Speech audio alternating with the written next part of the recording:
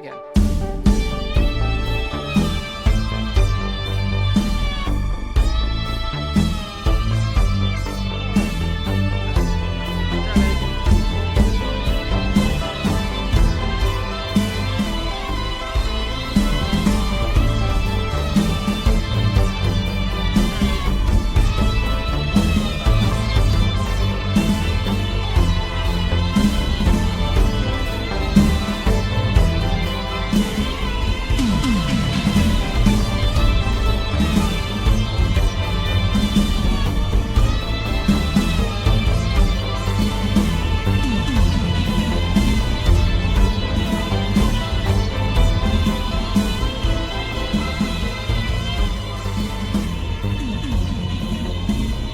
Hello, everyone. Welcome to another Game Ball Podcast stream. I'm your host, Mark. We're back with the news hour for February, 8th right now, 9th if you're listening on podcast services and on YouTube. Hope everybody's been staying warm. It's been kind of cold here in most of the United States. And for more than one reason, we just want to get the ice out of here. So, yeah, that's what we've been doing for the last week. So, thank you all for joining me. Got a little bit Winter Olympics tiredness here. That is why. So, just to explain, so Saturday, I got up at 4 a.m. to watch curling and stuff on Saturday. Then, while I was doing my stuff, I had basketball and things to do. Hey, Night Duck. And all that. And then, I play a couple games, before get ready for trails. Then I apparently fell asleep and woke up way too late to start streaming. So blame the Winter Olympics for me missing the stream on Saturday. Don't know if that's going to happen next Saturday. It's probably not going to happen tomorrow or tonight for Mega Man. Last week's Mega Man was a unforeseen circumstance where a rescheduled basketball game started late and went into overtime. So by the time I got home, it was 10 o'clock, and I was not going to start streaming at 10 o'clock. So anyway, thank you for being here. Yeah, I'm going to talk about what I've been playing. It's going to feel weird for me because 2 days ago I recorded Podcast Prime. So I feel like I've already talked about these games, but I'm realizing that this is going to come out before that. So I might as well let you guys know what I've been up to. So, in the last week since, so in the last week, all I basically played is Forza Horizon 5. Got a couple more races done in that. Got a little more check marks on the, the campaign of it. Having a lot of fun with it. Can't wait for 6 to come out. We also are playing some NCAA a lot. So, been playing that. Haven't really been playing much in terms of video games this week that just passed. Mainly for one of two reasons. One, I was really nervous and anxious most of the week, and besides had a lot of basketball too, because I was doing what I was thinking was an interview with my bosses about a promotion at my job, and really it just came to they were giving me the promotion. So yay, I got it, but I literally went in there with my prepared notes and going to do my pitch for why I should get the job and get the promotion. And I said the first two sentences, and she looked at me and was like, "Oh yeah, me and the president have talked about it, and you should definitely transition into the new role." And I'm like, oh okay. And then we just talked about the role for the next half hour, 45 minutes. So, waiting for the offer letter and see, we didn't chat numbers, but they said my compensation will be going up, and we'll see. I'm going to try and get completely off 1099 and just be a W-2 employee, whether that makes me a little less money or not. I'm just tired of doing taxes, to be honest. So Yeah, that's going to be my one pitch once I see the offer. And maybe some work from home days or something. But yeah, it was bundle of nerves and a lot of basketball, and I just couldn't play games that weren't football. So I didn't play a whole bunch the last week. And then the Olympics came, and I've been watching a whole lot of Olympics. So there hasn't been much in the way of video games, but I should correct that next week now that I'm, out in front of this. But yeah, I didn't play Mega Man or Trail, so there's nothing really to talk about there. I can say the one thing that I finally I got frustrated with. I was watching someone play through. What was it? Oh God, I forget. I think it was. I think it was when I was looking up Chippendale stuff. I think it was somebody playing NES stuff, and it was one of those things where I know we get frustrated with NES stuff, but they immediately had no idea that a lot of the stuff they were complaining about was probably mentioned in a manual and stuff like that. So it just makes me feel better that there are also other people out there that get frustrated playing these NES games as we do. Yeah, I can understand. I get into games like that as well. Goat. But, so I think it'll be a short session here. I go into a lot more stuff on Prime because that was a month, so you'll get, my full thoughts on a lot of things in there. That really, I've only played football for an entire week here. So, yeah, I guess it's time to switch over. Let me just make sure this is all correct. Let's see. Let's switch over to the news. First up, I had to go back to IGN because they were the only one that really laid out everything at the Nintendo Partner Direct. And that happened in February. Or happened a couple days ago. Obviously, it is still February. So they announced some games. There's a Partner Direct, so all third-party stuff. First up was an old-school anime called Orbital Narrows. Orbitals. This is why I hate IGN. Their headline stuff, that makes it look like it's like the game name. Anyway, it is a, anime-inspired co-op game. I think we had seen this before, but it is, coming to Switch 2. Next up was a game I sort of joked with Jen about. Excuse me.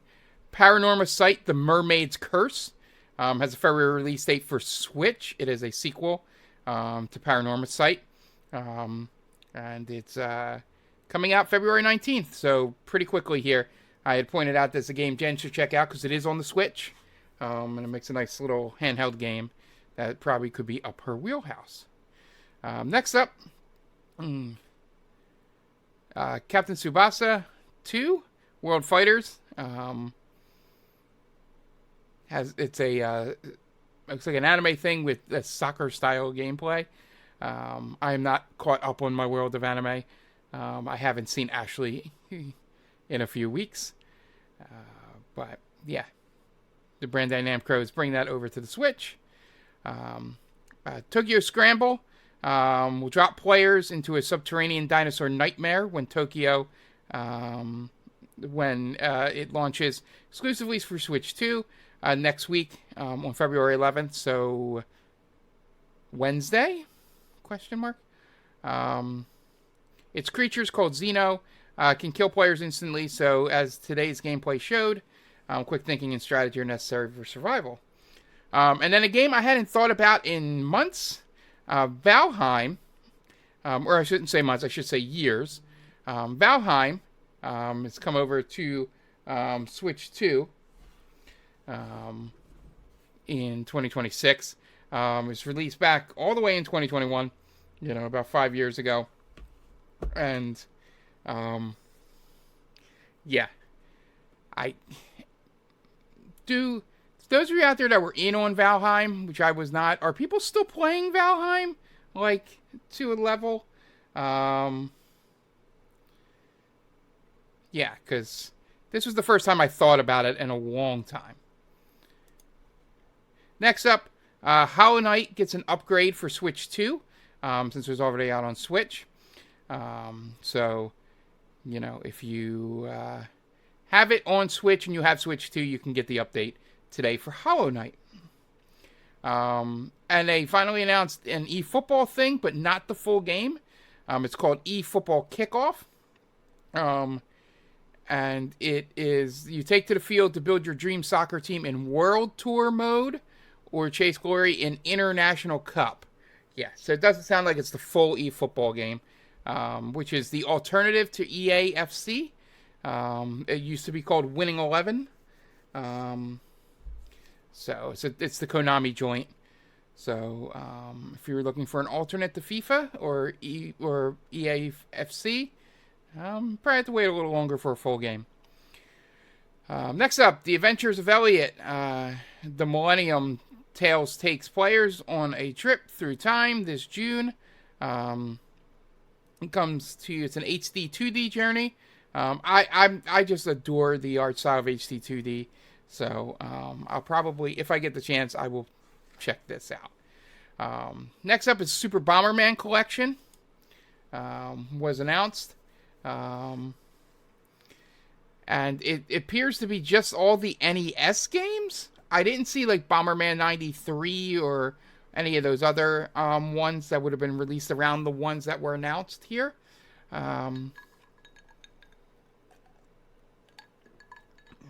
But you can get the digital version now. If you like physical copies, it's not coming till August.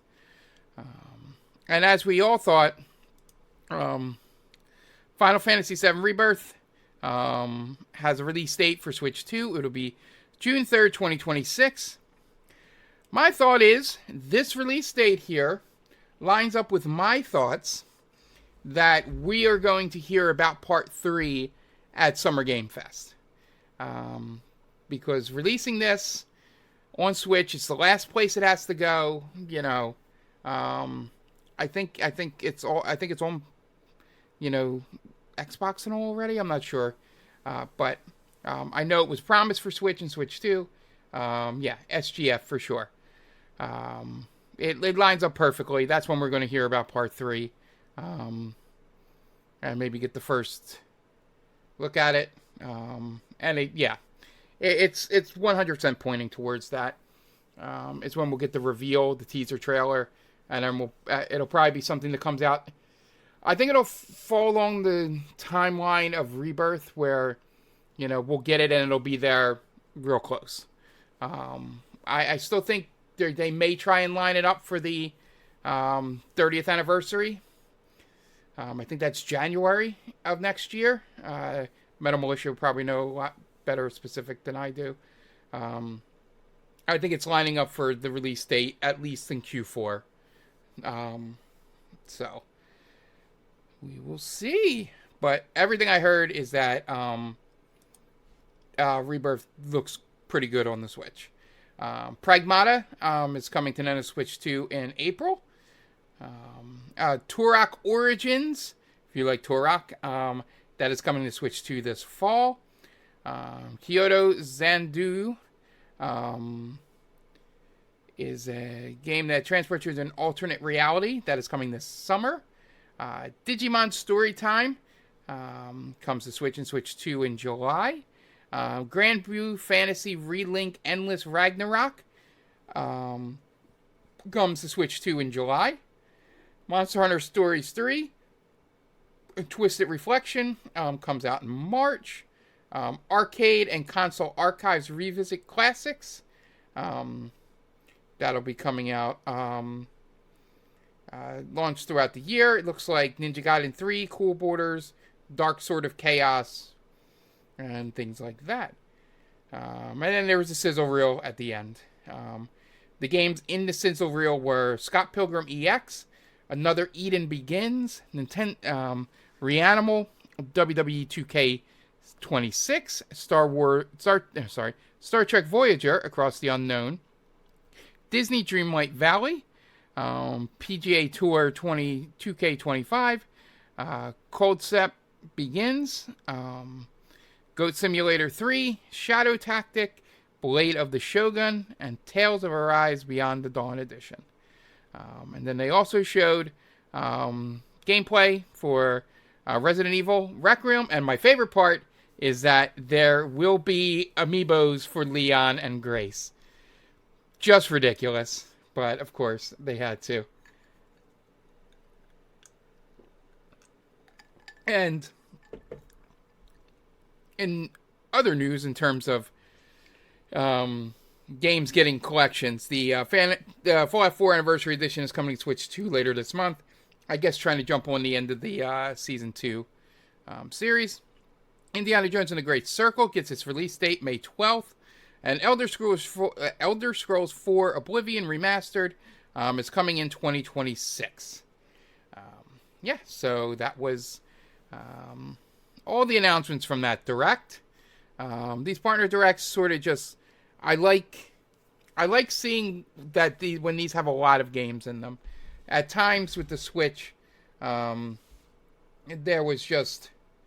it didn't seem like anything was coming out on it. Moving on.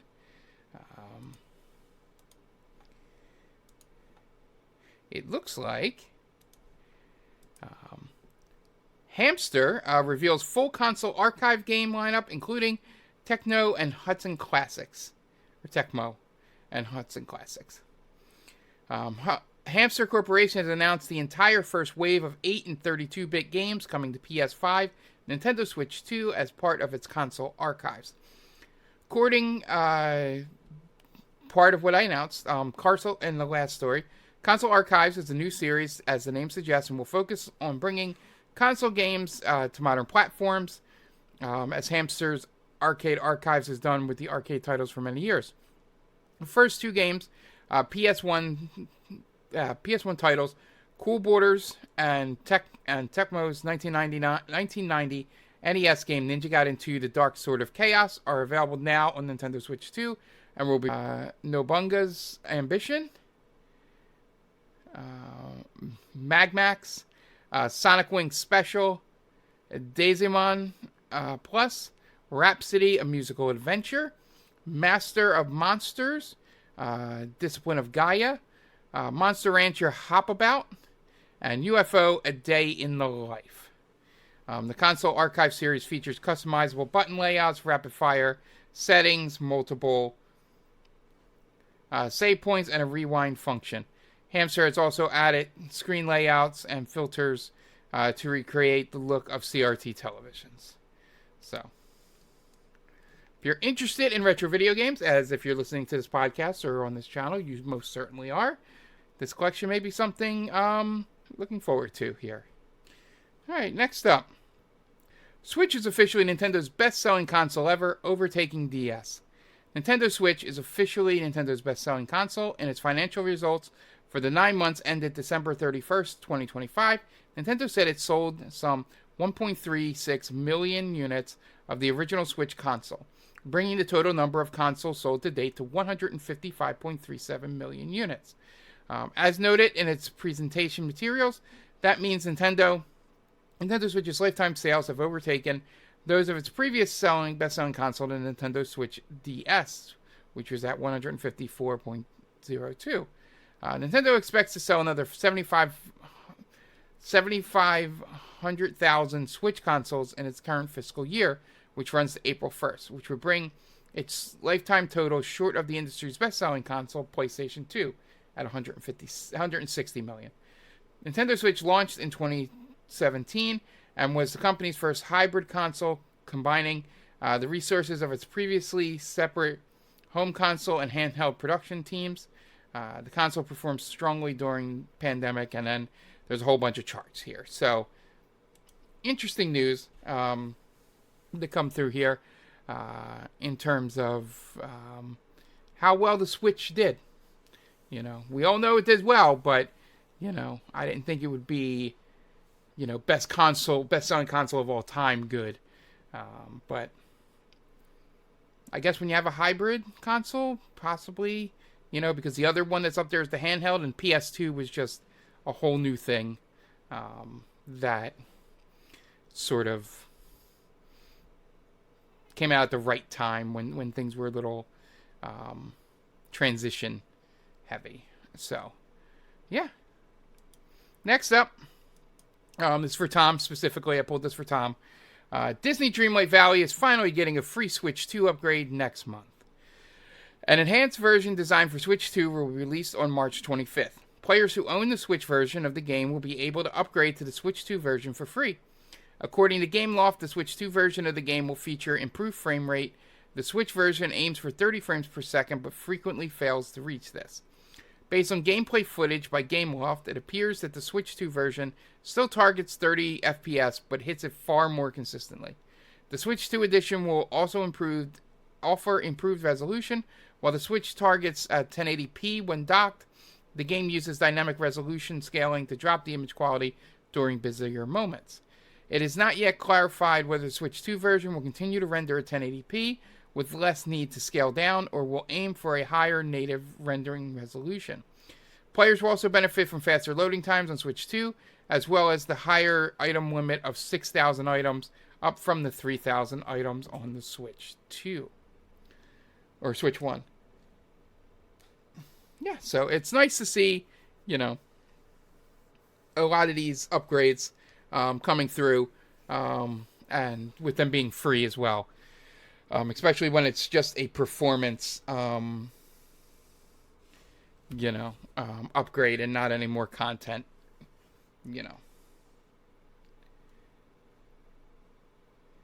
Next up, so this is just going to be a quick one. So Baldur's Gate 3 is coming to HBO, and it's from The Last of Us show creator Craig Mazin. The first half of that sentence I was kind of excited for, and since Season 2 of Last of Us premiered, the second half of that sentence made me immediately not want to watch it. If it's anything like what he did The Last of Us, where he clearly did not understand the source material, or misinterpreted it, and thought his way of thinking was the right way. So, I don't know.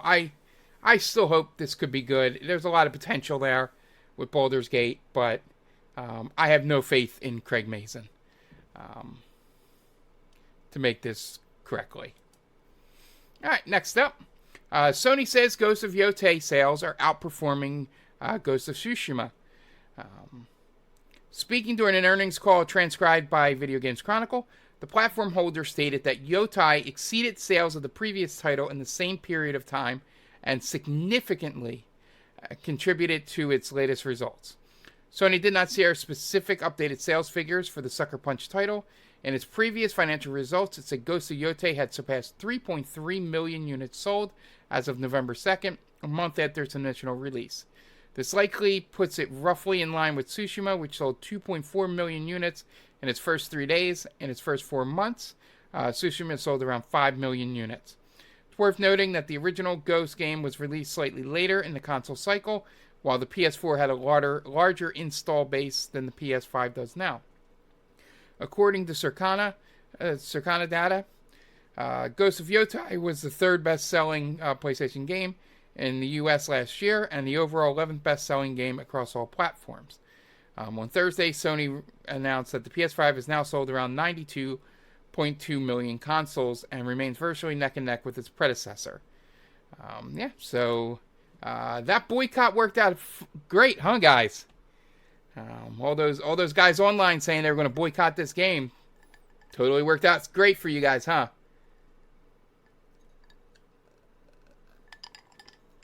All right, moving on. Epic Game Store boss says it plans to be on the next Xbox console on day one. In an interview with GameFile, Epic Game Store head Steve Allison said that the company has been having discussions with Microsoft about having the storefront on the console. Allison was discussing the Asus ROG Ally X and ROG Ally handhelds, which are essentially handheld PCs which boot into an Xbox app, but also provide access to other stores like Steam, GOG, Ubisoft Connect, Battle.net, and the EA app. There is a link to the Epic Game Store on these handhelds, but at the moment it takes players to the PC version of the launcher rather than a bespoke app designed for controller support. Allison said the plan was to add a dedicated Epic Game Store app for the device, saying, "We haven't built the app for those that we need to build," but stressed the company's current main priority is to improve the overall store and launcher and then focus on making apps for handheld PCs. This led to the topic of the next Xbox console, which is heavily believed to be a hybrid system capable of playing Xbox console games, but also PC games, including access to other stores. Allison replied, "As it currently stands, the plan is to have Epic Games Store on the new Xbox console on the day it releases as a native app offering access to its PC games.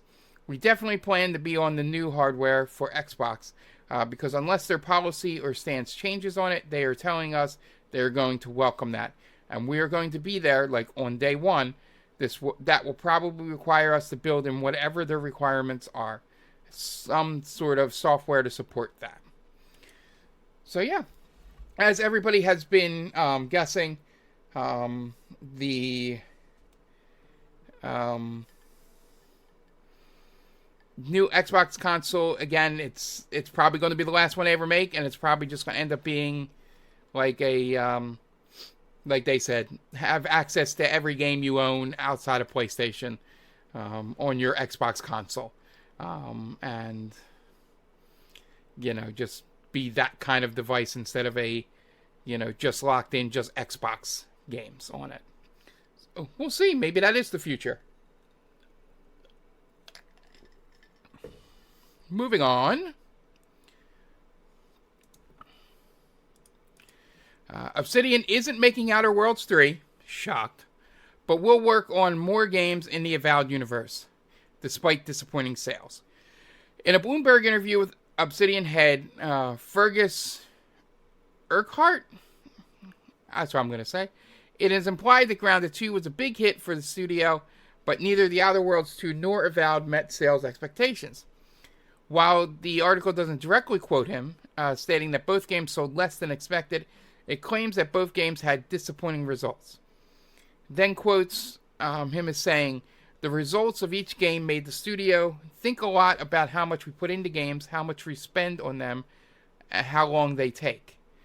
He also explained that both games were in development for more than 6 years, and his role is to cut that down to 3 or 4 years per game going forward. Later in the article, it's confirmed that while Obsidian is working on added content for The Outer Worlds 2 and Grounded 2, as well as other entirely new games, there are no plans to make Outer Worlds 3.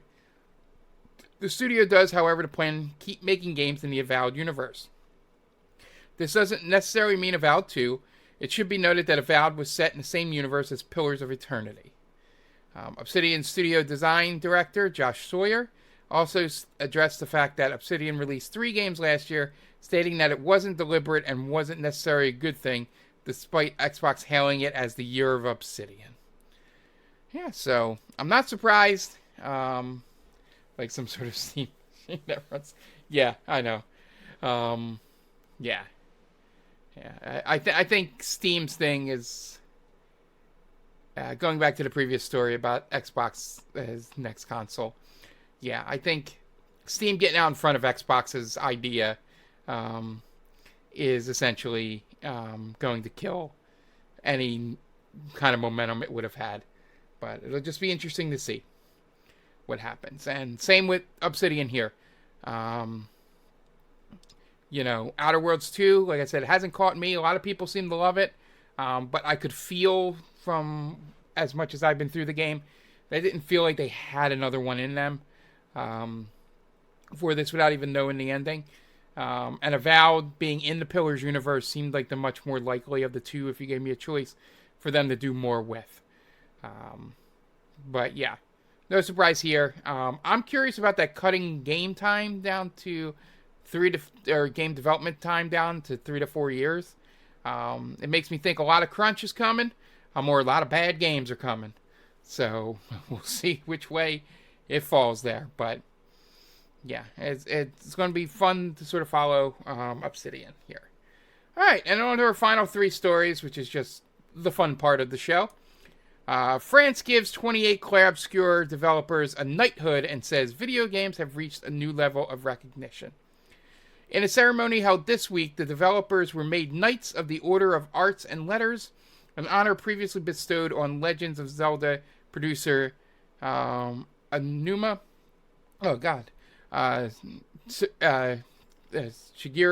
Miyamoto. Gotta get something to drink. Hold on. And Rayman designer Michel Ancel. The Order of Arts and Letters is a prestigious French cultural decoration established in the 1950s to recognize significant contributions to the arts. Speaking at a ceremony on Friday, French Minister of Culture Rachida Dati said the 28 members of Sandfall had been awarded because the Ministry of Culture wished to distinguish today was not an individual journey, but the brilliant success of a collective. By its scale, by its impact, by the support of the public as well as the critics, your work on Clair Obscur Expedition 33 has established itself as a major moment in the history of French video games. The first sort of pride is that of an entire country which, thanks to you, has seen its creators shine throughout the world. A country that saw each and every one of you take the stage at the Game Awards and receive 9 trophies, an absolute record, and that saw you receive them in Brenton striped shirts and red berets. Cliche fully embraced, and all the more delightful because, as yourselves admit, you didn't really choose it, because this style is primarily embraced, adopted, and disseminated by your fans. Montpellier based Sandfall broke the record for the most nominations at last year's Game Awards with 13, and its unprecedented haul of 9 awards now makes it the record for most wins. So, congratulations to everybody over at Sandfall. Whether or not, whatever you feel about the game itself, I'm always for artists getting recognized for their art when it is as good as I believe Expedition 33 was. And it being recognized by a community that may have not focused so much on, like,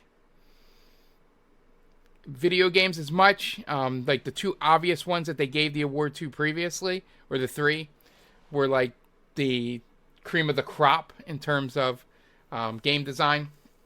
So them being amongst those is truly an honor, and congratulations to Sandfall for that.